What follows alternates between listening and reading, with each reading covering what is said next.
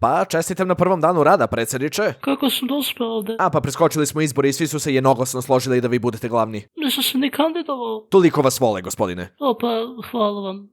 Valjda. Ali zato ovdje imam jednu listu malo većih problema, vi ćete mi dati vaše mišljenje. Dobro, to je već razumljivo. Kao prvo, velika farma. To zvuči jako dobro. Šta? Mislim, ako imamo veliku farmu, možemo više životinja staviti unutra, to je dobro. Gosen, to su farmaceutska nedela. Pa, ako ćemo da šibamo farmi odela, onda nam treba krojač. Ali što je treba odelo? Gospodine, to je...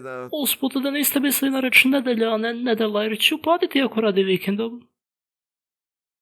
Vratit ćemo se na ovo. Ok, sljedeće je odvajanje crkve i države. O ne, žao mi što čujem da je brak nije išao po planu. Država i crkva su koncepti, a ne ljudi, Gosen. Ne sam siguran šta je koncept, ali i dalje mi je žao zbog njih. Gospodine, molim... O Bogo, sad sam baš tužan zbog toga. Možemo li na sljedeći problem? U redu, Gosen. Abortus. Šta je abortus? Ima li problema? Ne mogu da vidim ni jednu perspektivu ovoga koja ti neće uništiti nevinost. Šta je nevinost?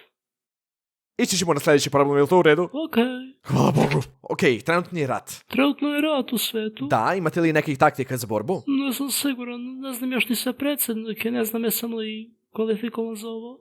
Pa sumnjam da će vam dati vreme da razmislite, gospodine, Predsjedniče, upravo sam razgovarao sa generalima protivničke vojske. Rekli su da će zaustaviti rat na kratko dok ne naučite predsjednike, jer vas jako vole. Pa, prenesite im pozdrave, sekretaru Zec. Da, gospodine. Pa u redu, mislim da smo kupili malo vremena. Ko je ovo? Verujem da je to Aleksandar Vučićević, jel tako? Ne, ali... Jako si blizu, ortak. Pa hvala. Nema na čemu.